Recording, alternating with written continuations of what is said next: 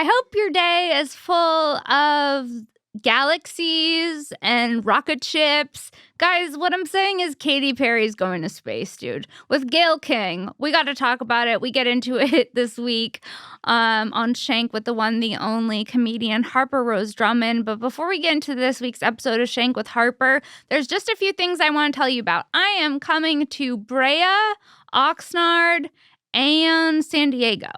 And it's good. So yes, it's May 14th, 15th, and 16th. Get tickets to that on my link tree. Yeah, would love to see you there. I'm going to be with Kim Congdon. It's going to be super fun. And then I'm going to be in Detroit May 23rd and May 24th at the House of Comedy. Get tickets to that. I love meeting you guys in person and taking pictures and doing all of that. So come out. And thank you guys so much for continuing to support Shenk. If you're loving the podcast, share it with your friends, rate it, review it, let people know about it. Also, check out my new series, Shenk on the Street. It just dropped on my channel, so go check that out. It's me at conventions, and the latest one is a vampire convention. So go check that out as well. And then patreon.com/Sara Weinshenk for bonus content. And let's do it. Let's get into this week's episode of Shenk with the one, the only Harper-Rose. Guys, here it is.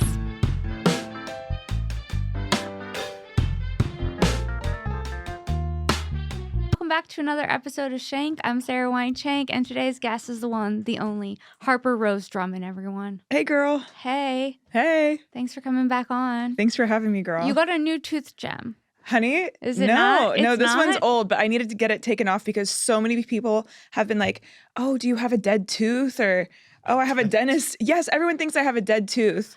So I'm like, oh, that's not what I was going for. My dentist wasn't nice to me about my tooth gem. Dentists hate it. Well, first of all, I went in, the tooth gem was gone because I probably swallowed it. Yeah. Have you done that? Oh, of course. I've eaten 4 of my tooth gems. They say that they're swallowable, but like, who knows? Mine was a gold lightning bolt. That's cute. Yeah, but then I had to shit out a gold lightning bolt probably and didn't even know. Yeah, well, I mean, okay. That's gross. Yeah. But so yeah, I went to the dentist and there was the glue still on my tooth, and he started like trying to saw it down or something, and he was like, to like shave it off. He's like, "What is this from?" And I was like, "It's from a tooth gem." And then he's like, "Well, we're not going to do that again, are we?" Oh. He sassed me. Wow. And I was like, no, we're not going to do that again. I felt like I was in trouble, like he was my dad or something. No, I was my just gonna fucking say, dentist, dude. Yeah, daddy dentist. My dentist and I don't see eye to eye. Yeah. There's a weird thing going on. But honey, they never like them. No, but he also, like, while he was cleaning my teeth, was like, still doing stand-up, still not married. Oop. And I felt like a roast, sort of. Yeah. And then the next time I had the tooth gem glue. So I feel like I want to switch. Yeah, I hope he doesn't see this, because then I would feel bad. But I don't think he's plugged into what I'm doing like that, my dentist. No, he kind of sounds like a hater, so. Yeah, no. But also, that I don't like that he's attacking you when you don't have access to move your jaw, so then you can't even come back at him. And, like, does he even realize it's an attack? Or does he think he's just like he's like an old school, like, Christian value guy? Yeah. That's what I feel like. Okay. Well, do you have daddy issues in real life? Yeah, for sure. Oh, okay. Is it playing out with my dentist? Yeah. I'm taking my personal daddy issues to my dentist. Do you have daddy issues?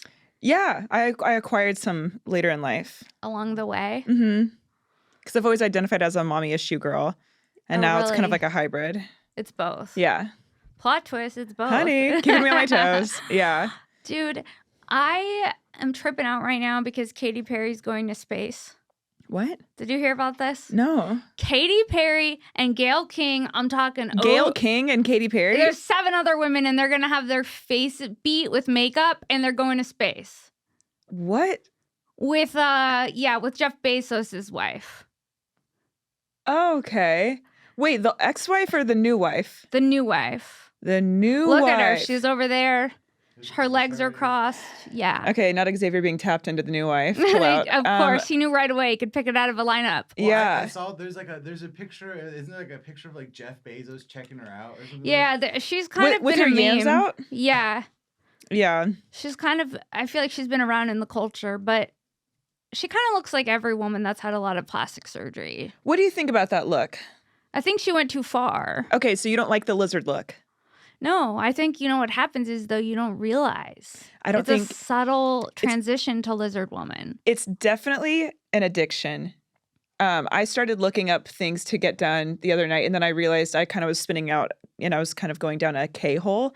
And so then I had to catch myself, and I'm like, well, thank God I don't have hundreds of thousands of dollars to do this. Yeah, it would be fucked up. I know. I almost went full lizard, but thank God my tax bracket stopped me. How would you go full lizard? Is it filler? Girl, I just feel like I'm giving like Father Time in the face. I feel like my skin is falling off the bone. So I was like, oh, what if I got Juvederm under my eyes? And then there's this like non-surgical facelift. Shit hurts. I'm not going to do it. Underneath your eye, and the whole time they're like, oh yeah, there is a slight chance you could go blind. I know. So then for weeks after I'm doing this, I'm like, am I going blind from... Do you have it? I did get it probably 2 years ago. Okay. And I did not like the way it felt when they put it in my face. Honey. They use like that thing that's called a cannula. What the hell? I don't know. You don't want it. Okay. Ugh. Have you ever had masseter Botox? What's masseter? Oh, right here? Yeah, it's for your jaw. It's supposed to like slim your jaw. Yeah, that felt like a scam. Okay.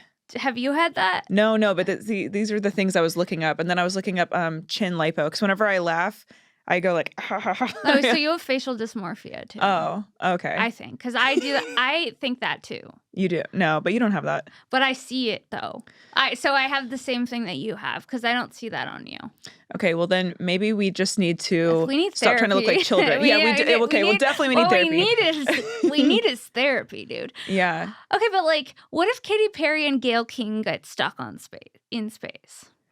Well, also that's just like kind of an eclectic group of women. Like, are there going to be friendships made? Also, I don't see Katy Perry in the damn photo. Like, where was she? Yeah, she's there. That's not Katy Perry. That is Katy Perry. Oh wow. Katy Perry, she's kind of dipping her toes into the lizard pond too. She went full lizard. Yeah, she's a little lizard right now. Okay, but Miss Girl with the cheeks, she's giving the substance. With the corset? No. Corset Bezos' wife. Yeah. Yeah. She kind of looks like Janice Dickinson now, right? Yes. Is that yes. Also kind of has the same thing going on where you start. And then is that Caitlyn Jenner? No. Oh. I don't know. Who's that queen? I don't know who that queen is. Okay. And then there's Gayle. You know her. You love her. We love Gayle. Gayle's looking great. Gayle's looking great. But so Oprah's going to watch Gayle take off. I did read that. Okay. It's really weird. Do you think they're lesbians? Oh, they definitely have hooked up. They've had like some wine. I think they're both bi is what I think. Do you think Stedman's involved? I think Stedman's a cuck, and I think he's watched them go at it. You think Stedman has watched Gayle and Oprah scissor? I think in order to date a woman as affluent and powerful as Oprah, I think you would have to have, you don't have to have, but I think it's very common to have cuck vibes. Stedman's a cuck. I think a lot. Okay, I had a matcha before this, and I want you to know it's really hitting me right now. Okay, good. So I feel like 14 hot takes are about to come out. Okay, go. And they're going to all be bad. Okay. No, okay. Okay. We want to hear all 14. And then I want you to shotgun my Red Bull after yours. But shotgun it? Yeah, girl. Just take it straight to the face. What is this? Spring break? Yeah, honey, it honestly is.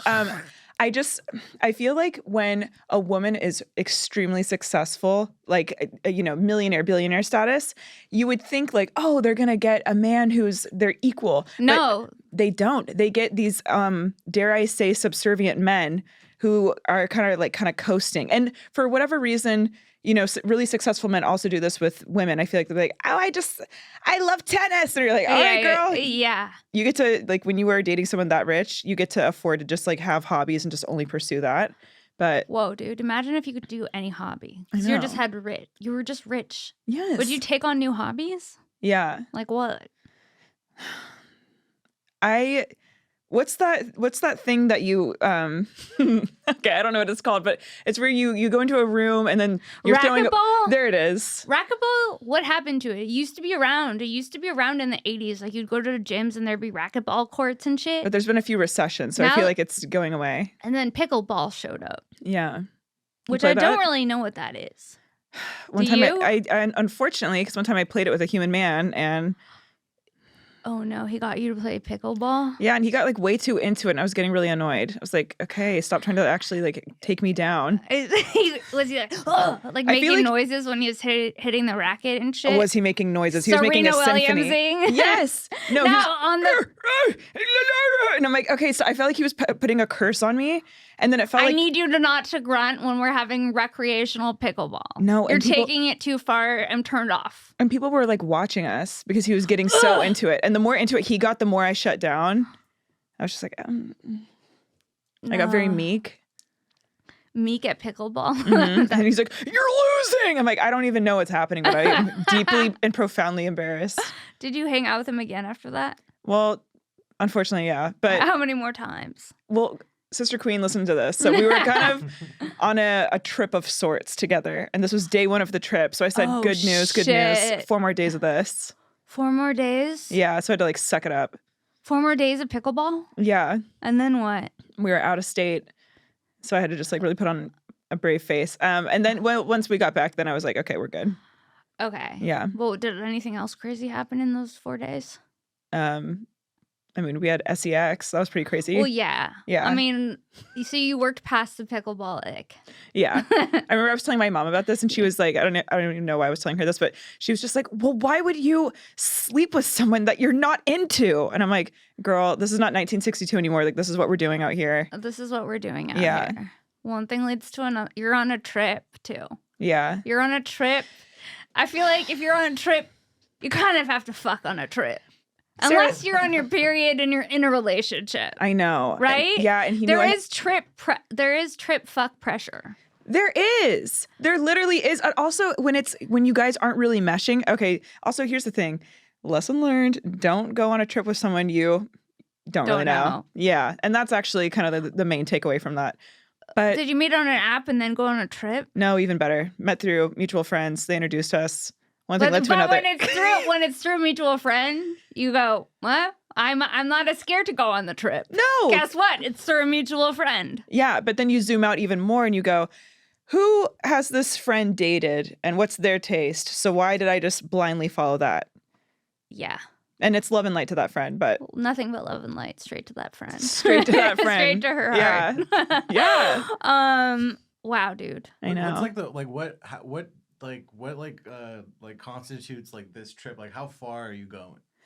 Out of state, you said? We went a few states away. Okay. Yeah. Okay. What's a few states away? Colorado? It's close to Colorado. It's Why Texas. Are you being withholding with I don't know, because I'm getting nervous. I'm getting nervous. She's being withholding with the location. I'm getting scared. We're not gonna find them. You guys, it was fine. I went to Texas. Okay. I'm sorry. You don't. You know what? Sometimes you got to fly to Texas to see if there's a connection. Yeah. Well, that changes everything. Yeah. Dude, that's a long 4 days if you're not into somebody. Have you ever gone on a trip with someone you don't know? I went on a trip with someone who I didn't really like anymore. It was the same experience. I was like, ugh. Everything he was doing was just ugh. Wait, was this when you went to Portland? Oh, no, that was someone else. Oh, okay. When I went to Portland, I think it may be, now that I'm unlocking this, I've had a few trips. Okay. No, this was someone who I was in a relationship with for a short amount of time. Actually, I have 2 situations where I was in relationships with guys for like 3 months and we went on trips and something happened on the trip where I just shut down and was like, no. Okay. Gross. And then had to endure the rest of the trip. And that's the worst feeling because you're like, I should be living in the now and like appreciating the beauty of being in this different place with this person. Can I ask, where were you on this trip and how long or how well did you know this person into? It was like one where we dated for 3 months and I didn't really like who he was after 3 months. And I was like, this isn't working for me. And then we got back together because I was like, well, maybe I misunderstood what was happening. So I dated for another 3 months. And then it came back kind of to the same conclusion that I was over him. And then we went on a trip. Okay. Just to really make sure. Just to really make sure you got to go on the trip. It's already planned. You can't not go on the trip. Yeah. So I go on the trip and it just confirmed it. It was just like, no. Mm-mm. And then I went on a trip with this other guy. He took me to the Laguna Beach montage. Okay. We saw Elon Musk in the morning. I was like, I felt like I was in White Lotus. I was like, I should be happy, but I'm not. Like I felt like I don't know. And then on the way home, he grabbed my boobs in such a horny, weird way that it made me... It's giving 15-year-old boy. Yeah, it was 50. He was like, honk, honk, like that, you know? Like, I don't need you honking my titties. No. When I'm your girlfriend. Especially when you're not into it. And you just had to see Elon's like weird fucking bloated body. And you're driving and honk one hand on the wheel, one hand on a titty. No, I need both hands on the wheel. You know why? Because we're in a relationship. Yeah. And then he just kept honking my titties all the time. But it started on the trip. And it's like, you know, right before your period when your boobs hurt? Yeah. That's when he was honking them. Oh, I hate that. And I was just like... It couldn't be more repulsed. So yeah, I get what you're saying. Okay, girl. Sometimes you go on a trip and you think you learn things. Yeah.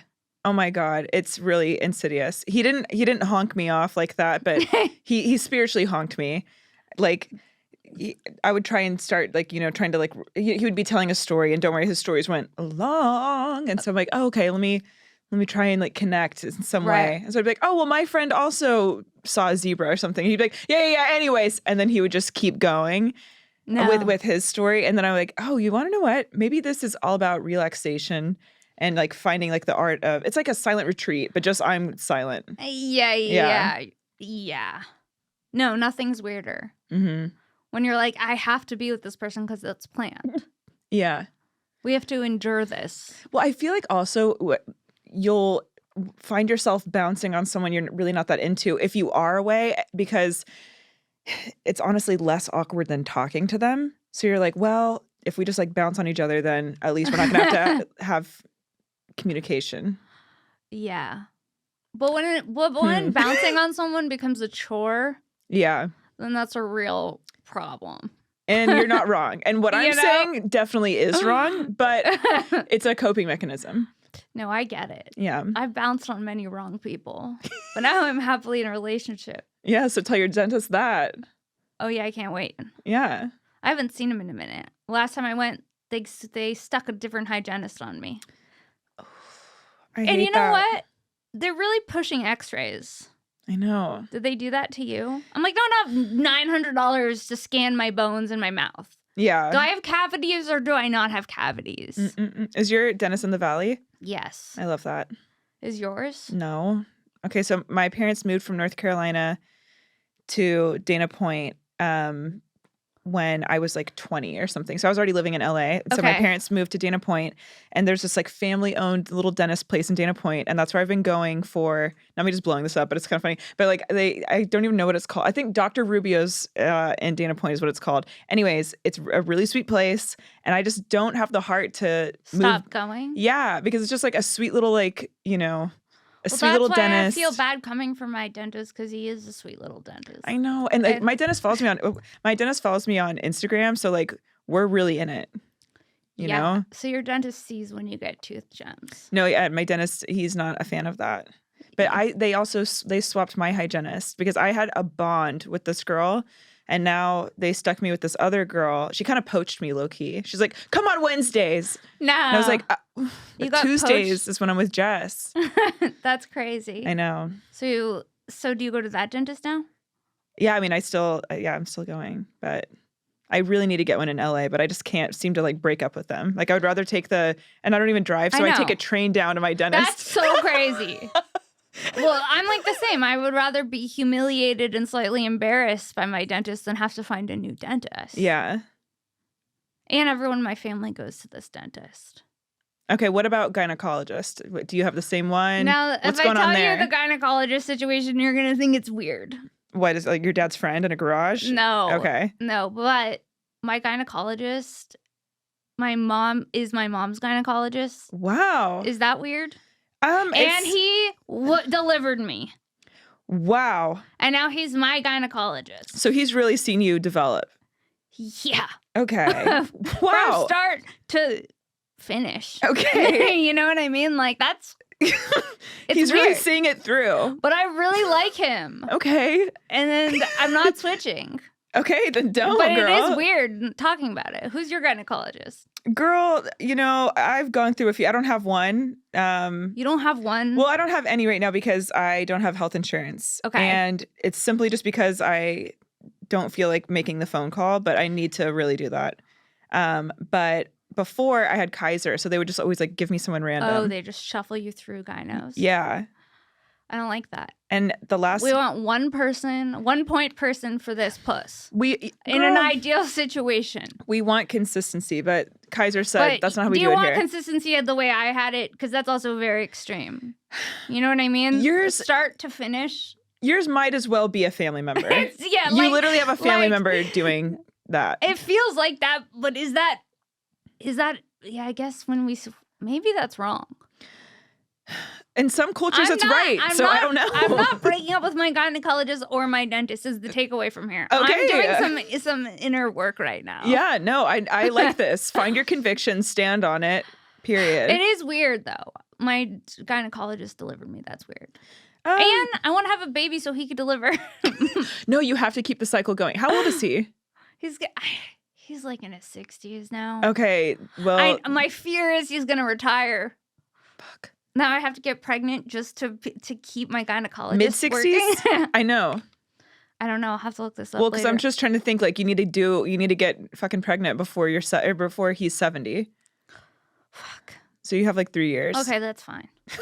Not me mapping this out for you. No, I'm glad we're getting to the bottom of yeah. Yeah. Dude, if dies before, that's his name. Oh. Can we maybe bleep out his name? Oh, okay, we're bleeping out, right? Okay. He's a great gyno, but yeah, shout out to him. I don't need male fans knowing who my gynecologist is. Yeah. That seems like they start like writing in. They're like, so I got a question. Do you have the latest test results? Yeah. Dude, the last time I went to the gynecologist was in 2021 to get my IUD. And doesn't that hurt so bad? Hey, guess what? It does. Does it still hurt? No, it's fine now. But it hurts so awful. Well, okay, so it hurts really bad. And I was like, isn't it kind of bizarre that we don't have any pain management for this? He's like, I'll give you a Tylenol. And he was a gay man as a gynecologist. I was like, already being a man, that's wild. But then like being a man who doesn't even go near vaginas. He's not a vagina enthusiast. I was like, I feel like there's a massive disconnect. And so I kind of sassed him and I was like, oh, well, how would you know? No. He's like, it'll be okay. And then I kind of sassed him and he goes, because it'll be over in a second. That's how I know. And I'm like, oh. No. I was like, okay, queen. And then anyways, he did it. Guess what? It hurt. And then he started asking me stand-up questions as he was giving me like, not an ultrasound, but he has to stick this like magic wand inside me and like poke around. He's like, see, we're all good in here. And I'm like, I do not like when they put that thing. No. And I'm like, you're putting a strobe light inside me. And it feels like ass. And okay, the IUD. So like, it's medieval. Do you still have it? Yeah, girl. Do you want me to take it out and show you? No. Okay. You can't. No, I can't. But have you ever had sex and they say that they can feel it? Yeah. That's not my business. If you're coming in here, then you're going to have to figure it out. How about that? Yeah. That's crazy. Yeah. One time I slept with a guy who had a hog on him. I have weird energy. I'm so sorry. But okay. No, you don't. Okay. Because I just heard that sentence coming out right when I was saying it. And I was just the hog sentence? Yes. I like that sentence. Yeah, he had a hog. Like, sue me. Yes. Talk about his hog a little. Okay, girl. Well, the hog was running loose. Anyways, he had a big old hog and he kind of knocked it. And I felt that. And I immediately made him stop. I was like, oh, no. And he's like, should we go to the hospital? I was like, okay, calm down. But we just need to chill out for 1 sec. I've been in that situation with a guy with a hog. Too big, I don't like it. Yeah. It like feels like it's like in your stomach or something. Yeah. I don't like that. It's a preview of birth. And I'm like, Yeah, like it passes the point of like no return and you're like, no, it's not supposed to be there. Yeah. Yeah, I know what you're talking about. Okay, girl. I've been around some hogs in my time. Okay, Miss Girl. Anyway, Katy Perry's going to space. What else do we think about that? What if she gets stuck? What if Orlando Bloom's like, bitch, don't come back? Is he even acting anymore? Like, what's he doing? Like, maybe it'll like inspire him to like. I want that to be a reality show. If Katy Perry's gonna go to space, you know they're filming it. I've said, oh, please. Especially in this day and age, content is currency, so you know that they're filming it. I can't wait to see it when it that drops. Would be an interesting reality show. Just sending batches of celebs to space. But people die in space. That's really horrifying. That's what I'm saying, dude. Would you ever go to space? I think I'm good on space. Me too. Not until, if it was like taking a flight, Well, maybe not taking a flight now, but before planes were just crumbling in the air constantly. Yeah. Yeah. Like if people were just going all of the time and it was like foolproof, maybe. But then also I read that this company that's flying them to space, to reserve a seat to go to space is $150,000. Really? You have to do a deposit of $150K Oh. to maybe die. Maybe die. No, I'm good. Also, Oprah's watching Gail go. I read that too. No, I know. She's watching her queen. Yeah. And they're going to munch after, and I love that. Yeah. And that's what if best she friends... comes back. Oh, well, fingers crossed. Oprah's hoping she comes back because she doesn't want to be a Stedman alone. I know. God bless. But also, like, for space, like, how do you even go to the bathroom? It just seems like really stressful and messy, and that's just... I'm too shy for that. Doesn't it just fly back up? See, I'm not doing that. The thought of Katy Perry taking a shit in space is pretty funny. You know that those bitches get fucking like enemas, though, so they don't even have to do that. Right? How do you poop in space? Xavier? Yeah. I think there's like a little, like a bathroom line, like in your suit. But I'll look it up right here. No, not Don't in you have to like put a hose up to your ass and it like sucks? We need to know. I think she's probably not too far off. We gotta know. I mean, we need closure on how you take a doot in space. Bathroom. How do you go to the bathroom in space? Other people have wondered this before. Ew. Vacuum toilets with a funnel for urination and a small raised seat for defecation. Oh. Utilizing airflow and suction to manage waste in weightless environment. That is so scary. No, That's crazy. I'm good on that. Yeah, major. That really just made it a little too real for me. See, that looks like a medieval contraption, and I think I'm good. Yeah, the hose is so weird. I mean, also, where in space are they going? Okay, so we're not going to space. I don't even know where the fuck they're going. They're going to just probably like get a bird's eye view of. There it is. There's our solar system. Bye. Yeah. Oh, it's called the New Shepard. Okay. Would you ever venture into the deep sea? No, I'm good on the deep sea too. Like in a sub. Mm-hmm. No, I don't think that's for me. Okay. Do you think you could do that? Yeah, I definitely could.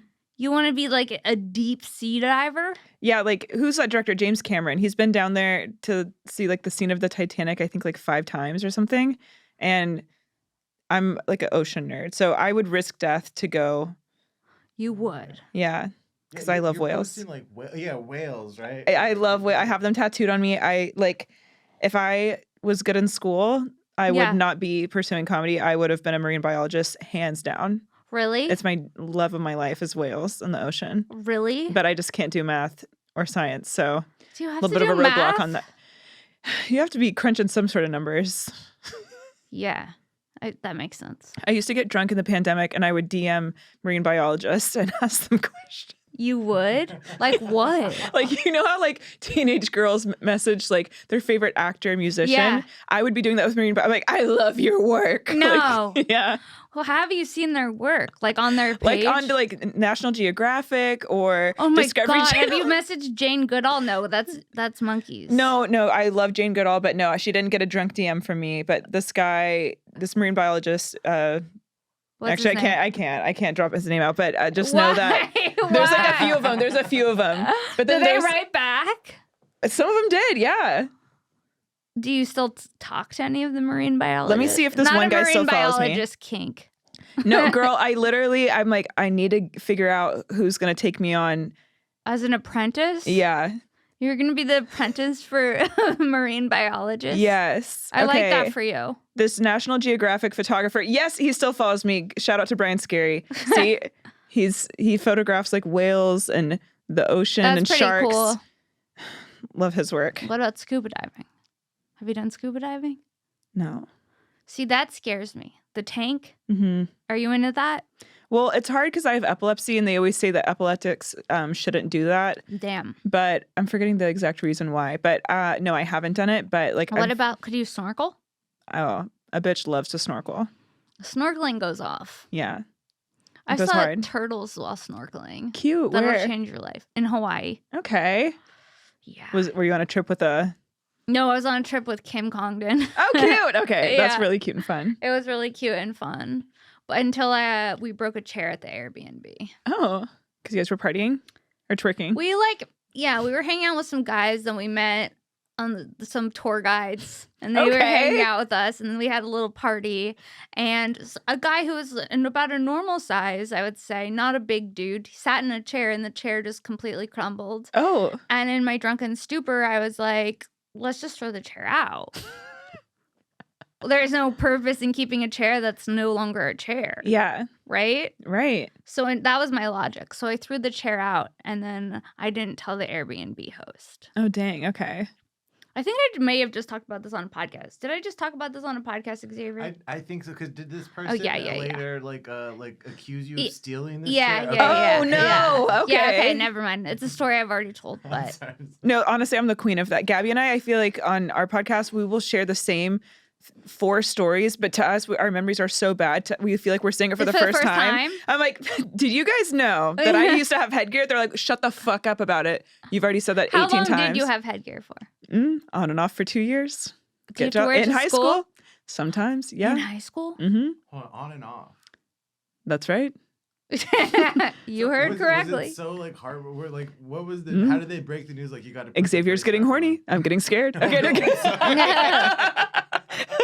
No, okay. So at first it was just wearing it to sleep, but then and I had braces at the same time as well. So just like kind of like a really sweet situation going on. But then I guess I wasn't wearing it enough, and so then like they punished me, and they're like, well, now you just need to you have to keep it on for like, what was it, like 4 months or something. And I was a sophomore in high school. I had magenta hair. You had braces, magenta hair and headgear? And headgear. Hell yeah. Dude. And I believe I was on crutches at this time too. So I'm just like a hobbling magenta haired like robotic beast. No. Yeah. So everyone was lining up. People were lining up to fight me. Dude. Yeah. That's so crazy. Mm-hmm. How long did you have magenta hair for? Just sophomore year. And then you got over it? Then I got over it because I'm this close to magenta hair phase right now. Personally. Really? Not magenta, but maybe like copper. Okay. I feel like you would look really cute with pink hair. Like the pink on your little vest. I'm like, but at a certain point, it's like, can I keep changing my hair color? Is that like a red flag? If one starts getting into the cotton candy colors. Okay. But I don't know. It's like, I feel like when the weather's warm. Nearing 40. Do you know what I mean? Like when I put it like that. But I feel like I need a fun hair color? What's the point? What's the point of like being an adult with making your own money and if I can't live my life? You're not working a 9 to 5. You know what I'm saying? So I feel like if you're not going to be in the corporate world, like I have hand tattoos. Did I need to do that? No, but it's funny. Yeah, but it's like I'm going through something and I need to express myself by changing my hair color. And that's kind of like what people say, like when you get bangs, but yeah, but I know not to do that because I've never been happy with bangs. Really? See, I kind of need bangs because I got a 5 head going on, but... Dude, I also was in the psych ward with bangs. That'll hit different. that'll hit different, sweetie. When the fuck were you in the psych ward? 2019. Bitch, that's recent. Yeah. Wait, what the hell happened? Can we talk about it? Yeah. Sarah, I never knew this. You didn't? No. Oh, my psychosis of 2019. Honey, what the hell happened? Buckle up and listen. I'm strapped. I was taking Adderall, like a lot of it. Prescribed? Prescribed. Okay. And then I went off of it, but I didn't wean off of it. You just went cold turkey. I went cold turkey off of it and didn't take it for a couple days and went into some weird psychosis. Wow. And had to get 5150'd. And I had bangs. Ooh. Okay. The bangs is the most troubling part, unfortunately, when you're in a psych ward, when you're looking in a psych ward mirror, back at bangs. Did you have a roommate? 2. And I remember waking up and they're like, "Are you okay?" Oh. And I was like, "Dude, am I okay? Are you bitches okay?" Wow. Yeah. Throwing stones in the ward. Yeah, dude. Wow. Yeah, and then they had I'll tell you the best part of being in the ward was music time. Okay. Tell me more about that. This old dude comes and he has a radio and he has maracas. It's for mentally ill people, right? And little drumsticks and stuff. And he's like, "Okay, we're gonna have music time." It felt like you're in school. Okay. And then everyone picks a song. And that's how we entertained ourselves. Feeling hot. Yeah, Okay. like that. Okay. Yeah. Wow. So I was in forgive me there if you for already 3 said hours. this. 3 days. Okay, 3 hours. Okay. 3 days. Or 3 days you were there. 72 hours. Okay. Yeah. Do you still talk to the roomies? No, Fuck. I don't. Fuck. I was following one on Twitter, but that got kind of dark. I think. I don't need to follow your journey anymore. No. I'm glad. I mean, I needed to be 5150. I had a mental breakdown You in did? 2020 on Twitter. On Twitter. Yeah, it was. I decided to like live tweet my breakup that I was going through. Yeah. And I was dating someone who did a lot of drugs. So, and I was trying to cool girl it. So then I did a lot of drugs. So then we broke up. I stopped doing drugs, stopped drinking. And we were drinking every single day, doing drugs like every other day. So then we What's broke drugs? up. Molly and acid. Okay.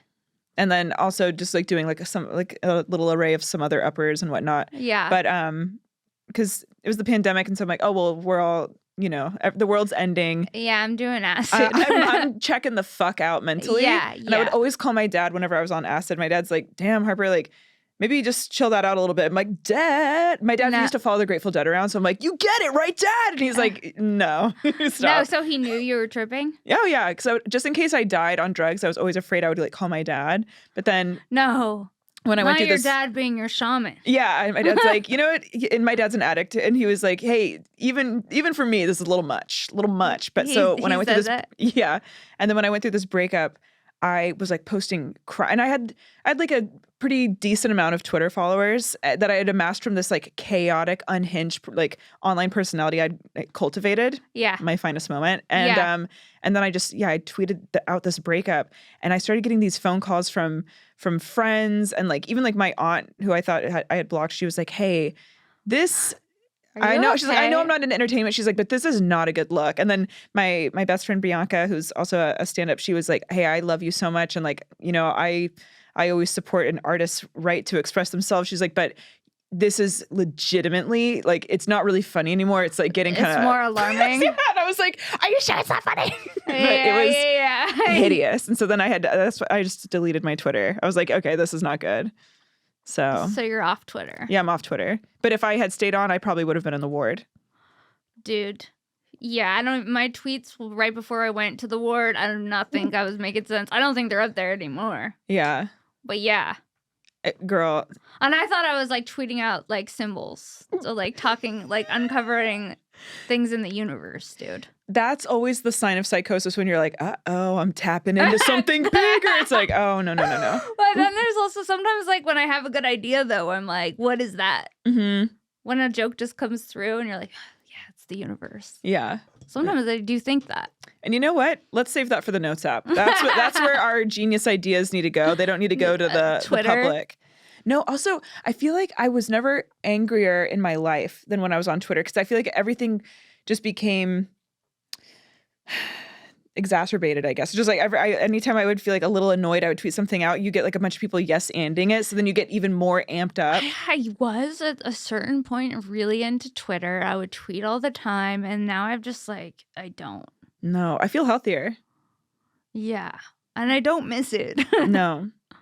Wait, Sarah, how was the food in the psych ward? Amazing, incredible. I talked about this on stage. Yeah. Oh my God. But I don't know if it was because I was on Adderall for so long that I like hadn't really eaten. And then I was like eating again. Okay. But they made something called chicken feta. I like both chicken and feta. Yeah. And let me tell you, it went off. Okay. It was great. Wow. And then they gave me a McRib. And I have a joke about this. About like, you know, when McDonald's says the McRib is back, what they mean is it's back from the psych ward. That's so funny. Yeah. So they gave me a McRib and that went off too. That is so cool that you were warded up. I was warded up. Wow, I never knew this. Yep. Wow. Yeah, dude. It's crazy. Damn. That's why I'm like scared. I'm scared of Adderall. Okay, that's a good. Okay, have you done it since? No, you haven't. I've never done it since, and I was on it for like from college until like 2020. So like probably like 10 years. Okay. Yeah. Whoa. And then it's like weird getting off of it. Mm-hmm. But now I feel so much better. Okay. Because like I didn't sleep or anything. You're not really sleeping. Mm-mm. Yeah. I'm supposed to be on it, but again. And it made me a bitch. Girl. It'll turn you into a straight up cunt. One of my friends, whenever she takes it, I can always tell she's on it. She's like edgy, right? Yeah, but she is really bitchy. She just like, because she just goes catatonic. And so I'll be like, oh, hey, how are you? Fine. And I'm like, oh, that's the Adderall. We got the demon. Yeah, I don't like that. No, it's too zooted. Because I'm like really like sweet naturally. And when I was on it, I was more cunty. Like I couldn't control it. It really, for a lot of people, it can really just like suck away your personality. And it makes I'm like, but I'm killing it with my Excel sheets. Yeah. You know what I mean? Yeah, I'm so glad that I'm not on it anymore. Yeah. Because I can just have a Red Bull and get shit done. I'm like, I don't even think I really needed to be on it. Oh, interesting. I think I just wanted like a solution to getting things done faster. You know what I mean? Yeah, but now you can just get really caffeinated. Now I can get caffeinated and clean my room and it's fine. Yeah. Yeah, I don't need speed. So that's my story. Okay.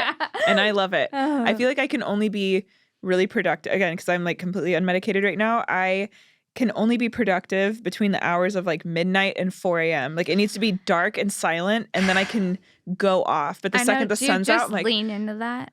Yeah. Oh, I've given up fighting it. Yeah. The more I just lean into it, the better it is. Because I used to be like, I want to be on a normal schedule because the idea seems nice, right? Because you're like, I'll have a circadian rhythm like everyone else. Guess what, bitch? I don't. I don't have a circadian rhythm. No. When you have a spot at fucking midnight and then you get home and you're like wired and awake because of the adrenaline and also because I probably had a Red Bull and now I'm just like, you know, spinning. Wait, Sarah, can I ask you, do you drink before you go on stage? No. Okay. Like if I drink, I'll maybe have one drink. But for the most part, no. Because I don't like to come across like slurry. Yeah. And I tend to slur even after like one drink. Even after half a beer, I start getting really lax with it. And you're like loose. I honestly probably do need to slow down. I talk so fast when I'm on stage. I do need to like chill it out. But the drinking just makes it too crazy. I used to drink all the time before I went on stage. Yeah. Yeah, I try not to. But yeah, I try not to because I feel like sometimes like the wording of a joke will be off and I'll be too in my head. But then other times I've had a drink before and it goes great. Yeah. So you never really know. And that's true. You know what I mean? Yeah, but more times than not, when I've been drunk, I've done weirder things. Okay. What's your worst bomb? I think I've definitely talked about this on a podcast when I had an edible and I did half of my set regular voice and half of it in a country accent for some reason and had no idea that I was doing it. That's so funny. Where was it? It was at the Comedy Store. Beautiful. I signed up for potluck and I had been coming for potluck for like months and months and not getting pulled. Yeah. And I had gotten my medical weed card that day in Venice. Okay. From like a doctor that was like in green scrubs or whatever. Yeah. You know what I mean? Like, and so it was my first time. I was like, I'm not getting pulled. I'll just have an edible. And I had like 20 milligrams of an edible, not thinking I was going to go up. And I went up and I talked in a fucking country cowboy accent and I could hear it coming out, but like I couldn't control it. That is so funny. And like one of those people that has like a stroke and then they wake up speaking like another language. It was like something like that. It was so fucking crazy town, USA. And then I heard it happening and I like couldn't control it. And then Benji went on stage and was like, I don't know why she was talking in a southern accent when she's from the valley. No. Yeah. And then I took this is my worst bomb. And then I took an Uber to Swingers and by myself. Oh, honey. Okay. When you're at Swingers by yourself, you're in a dark place. Yeah. You're like, I gotta eat the pain away. Yeah. Oh my God, that is so fucking funny. Yeah.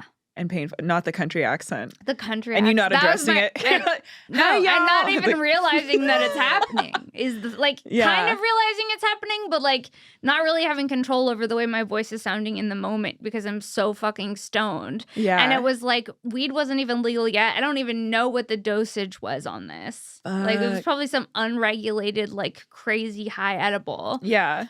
That had your bitch talking in a southern accent. Talking crazy. Out of nowhere. That's y'all. So funny. Yeah. Oh my God. That was my worst bomb. What's your worst bomb? There's nothing worse than talking in a southern accent. No, as someone who grew up mostly in North Carolina, I would agree. Yeah. Whether it's on accent or are purposeful. It's kind of painful. Honestly, you know what? I'll share my Comedy Store one. The first time I ever did stand up was at the Comedy Store. Same. Should not have done that, but guess what? Oops. So I was 19. I did that too. Yeah. I feel like it's just like something they have to do. But so I was 19, freshly dropped out of college, moved up to LA from San Diego. I was interning at this place called Laugh Stub. And I remember Laugh Stub. Yeah. And so the girl that I was working for, interning with, whatever, she helped manage Comedy Juice. I think this show's still around. Yeah. But she was like really close with the former manager of the Comedy Store. She knew that I was wanting to try stand up. I was always writing little jokes, but I just was so scared I couldn't do it. Yeah. And so she was like, "Oh, you know what? There's an open mic at the Comedy Store. You should go do it." And I'm 19, moved from North Carolina. I don't really know what's going on. Yeah. And I'm like, "Well, that's a really big place. Like, I don't think I should do that." And she's like, "No, it's going to be great." And I'm like, "You know what? Okay." So she like hooked it up. So like I didn't even have to sign up. She just like they got my name on the list for potluck. And shit. I either went like first or second on potluck, my first time ever doing stand up. It's so stressful. It was your first time ever doing stand up? Ever doing stand up. First time the joke has even come out of I didn't even like rehearse it like in my room. No. I'm just like writing my little jokes all the time, but like I don't know what the fuck I'm doing. I should not have done gnarly. It was hideous, Sarah. And like I wasn't a normal 19. I was like a very like sheltered 19. I'm still a virgin at this point. I'm like, "Oh boy," You so were? like yes, honey, till I was 22. Whoa, dude. I know, clock that. But so That's crazy. I know. Till 22? Till 22. Dude, I had sex at 14. Wow, girl. That's crazy. Period. Okay. And I've ended up in the psych ward, okay? Yes. And see, you're fine. Yeah, but see, I was too sheltered. I had headgear. No one wanted to bounce on it, so it's okay. Okay. But so I get up there, and I don't even remember the joke. It was something about how like I was raised in the South, so I was taught to respect my elders, and then something about like struggling to turn down older men, or so. It wasn't even funny, but there was something. It was something like that, and I was keeping my eyes on my friend, and then someone yells something at me like, "Oh, nice tits," or something, and I lose eye contact with my friend. No. And then all of a sudden the room I felt like it was swallowing me up, and the tears come in my eyes. No. And then I tried to run off the stage and put the microphone back in the stand. No. It doesn't work. So then the microphone falls out, and I run off the stage and I run into the parking lot of the Comedy Store, and I just start ugly crying. No. And then people like were coming out being like, "Yeah, you don't have what it takes," and like just being an asshole. No. And yeah, they were just like, that was really hard to watch, and that was pathetic. And I'm like, I know. People said that? Yes. Yeah. There was like all these dudes. And then rest in peace. What? Brody Stevens was like, "It's okay. You can just do it when you're ready." And then we met up for coffee a couple times. He like helped me write jokes. He did? And he's like, "You're so young. You don't need to do it right now. Like, just wait." So then I came love back him. at 24. Aw, Mm-hmm. that's sweet. Yeah, no, he was the best. But some I was people close still with him. remember it. And they're like, "Were you the girl that cried?" I'm like, "Well, let's all relax. No. Let's relax." Like, I'm 32 and it still haunts me. No. Mm-hmm. That is almost as equivalent as talking in an accent. Yeah. Well, I can't imagine doing potluck your first time ever doing stand-up, dude. No, like even just sharing that story, like my stomach feels like it has worms in it. It was so embarrassing. Because it's such a high-pressure situation, even when you're like... When it became really clear to me that I did not belong there, and even to my friend, I'm like, this isn't right. This isn't good. She's like, "Oh, shut up. You're fine. You're fine." And I'm like, "Girl, I'm not fine. Yeah. I don't deserve to be here." Yeah. Have you done it since? Yeah, I've done it since. Yeah. Yeah, but it's always like in your head. Mm-hmm. I'm just like, uh-oh. Dude, that's sometimes like if I go to a dark place, I picture that in the OR. I was in the OR. It was like nothing hurts more, I gotta say. Mm-hmm. I know your pain. So yeah, I bombed in that room before. And that room can feel really small when you're bombing in it. Mm-hmm.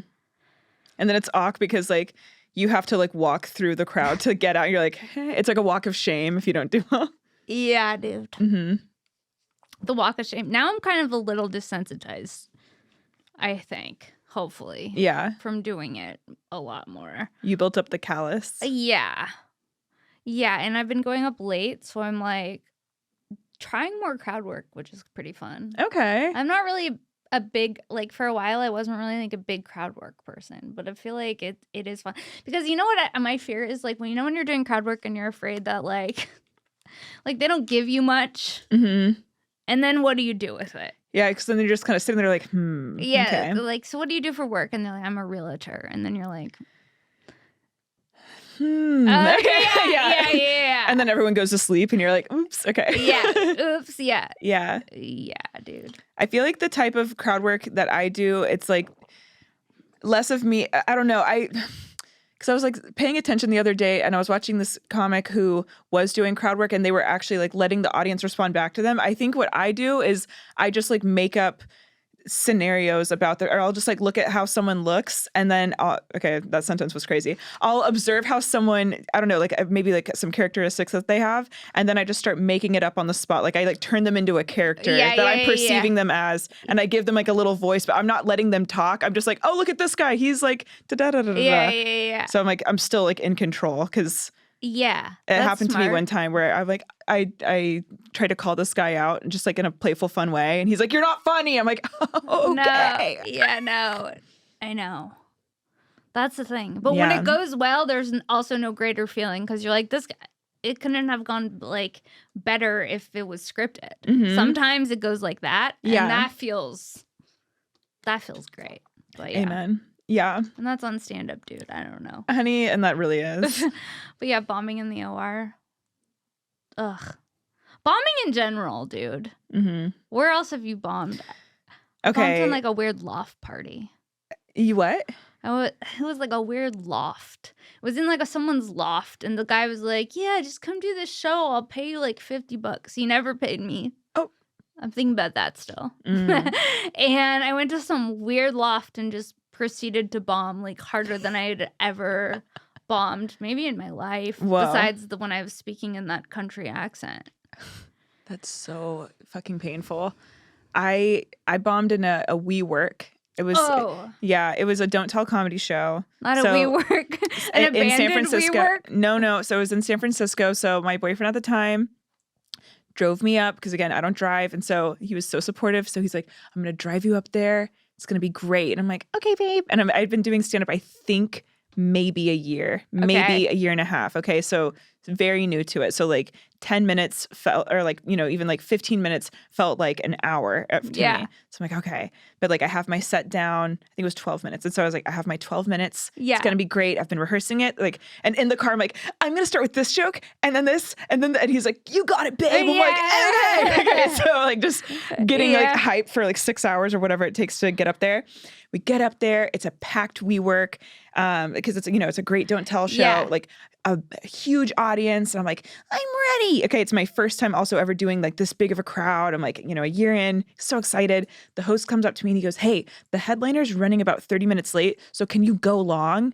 And I was like, gee, mister, what do you mean go long? And he's like, so instead of doing 12, can you do like 20? And I'm like, and I'm a people pleaser and a cuck. So I was like, yeah. And I should have said, hey, I'm so sorry. I can't do that. I can barely even do this. But so I said, you got it, mister. Yeah. So I get up there and I was like feeling really good. Hey, guess what? The audience didn't like me. So I'm going off. They are not liking it. And so it was 12 minutes like with laughs included. So we're now probably at like the 8-minute mark and my set's almost done because no one's laughing and I'm like so new to it. So I don't really know how to handle it. I can't really do crowd work. And then I start just telling this story about my mom that wasn't funny at all. I can't express enough how it wasn't funny. I know it was painful, so I've kind of blocked out the details, but I remember I was just kind of rambling and meandering about the story with my mom. Trying to buy time. Yeah, I'm just like, so my mom, brown hair on that girl, right? Okay. Anyways, 2 eyes, 2 arms. It's like there's nothing. I'm saying nothing. Everyone's just staring at me. And then all of a sudden I go, welp, that's enough out of me. And then I just put the mic in the thing and I run off the stage. I was a runner. No. I was a runner. And again, so it's in a WeWork, right? So big walls, there's not really any ceiling. And I run off the stage and the host goes, okay. And then gets on. I don't even know how much time I did. I can promise you it wasn't enough. Maybe it was 10 minutes, maybe. And he wanted me to do 20. And I go and I shut myself in this little like closet and I go, fuck, what the fuck was that? Oh my God, that was so fucking embarrassing. I was like having a very visceral panic attack. I'm like, God damn it. Cause again, I'm like, I'm alone in this little room. And then all of a sudden there's a knock at the door. No. And this comic kind of opens it and he goes, hey, just letting we can all hear you. No. And he goes, there's no ceiling. And I look up, and so the sound had just carried over. No. And everyone heard me have this panic attack. And I just slumped to the floor, and I'm like, oh, I have to quit comedy. I was like, I can't do this. And afterwards, I went up to Kyle, and I was like, who was running the show, and I was like, I'm so sorry. And he's like, yeah, okay. And he just didn't like it. I'm like, oh, okay. It was tough. Dude, being a comic is crazy. Yeah. And then I felt like my boyfriend looked at me differently for the rest of the week. Yeah, because I think I gave him the ick. Dude, I bombed when I bombed in the warehouse in front of my boyfriend at the time too, and he was the only one laughing, Yeah. And he's trying to be supportive. The fake laughs are really hard. Yeah, he didn't even fake laugh. He was he's heard the jokes a million times. He knows my set. Yeah. Not him fake laughing. Yeah, I mean, at least he was, it's about time a man starts faking it too. We were faking all the time. Yeah. But my boyfriend at the time, he didn't fake it. He just stared at me, and he had his eyebrows raised in concern. No. And he was just and I was like, are you sure everyone could hear me? And he goes, yeah, everyone could hear you. And it was really dark. And I'm like, oh, so where should we eat? No, okay. I was so then what? Then did you have to drive back? No, I think we just went out and got drunk. Okay. Something really healthy. Yeah, something healthy. Yeah. So I was 25 or something. Yeah, dude. That's what you do when you're 25. It was, okay, not me holding myself after telling that story. I just started crumbling. It was so ugly. Dude, I get it. Bombing hurts. I know. Let's end on a positive. Okay. Katy Perry's going to space. Yeah, Did our we girl. talk about Didn't we talk about her? I think the first time I ever did this podcast, we were talking about Katy? I think so. But I forget what. What are your thoughts on her? I think she's having fun. I wish that she would release a hit how she used to with California Girls. I do. Firework. I Kissed a Girl. I do feel like you said this. Yeah, I'm kind of waiting for the hit. I feel like I feel like she needs to kind of adapt to the change. Maybe when she goes to space. A new Katy, a new Katy, a new song. Yeah. A new album. I would love a new album. I hope that something goes down in space. Not anything. I don't want anyone to get hurt, but I hope something kind of cool goes down so she can be inspired. But yeah. And that's our wish for Katy Perry. Yeah. And that's our podcast. Where can people find you? Oh my God. I'm in the ward. That's where I'm going. No, you can find me at, wait, I don't even know. Okay. Harper-Rose D on Instagram. And I'll be in Portland April 25th and New York, May 6th. Hell yeah. Go see Harper and check out your podcast. Yeah. Tea Time. Tea Time with Gabby Lamb. You guys, it's great. It's so funny. And that's our episode. When does this come out? Xavier. Let me give you the exact date here. I know it's after next Sorry. week. You might have to edit this out. Okay. Okay. It's coming out the 16th? Yep. Okay. I will be in Brea, Oxnard, and San Diego with Kim Congdon May 14th, 15th, and 16th. Get tickets. And then I'm coming to Detroit. I've never been to Detroit. So I'm coming to the House of Comedy in Detroit on May 23rd and May 24th. So come see that as well. And I'll probably be in Austin sometime between now and then as well. So get tickets.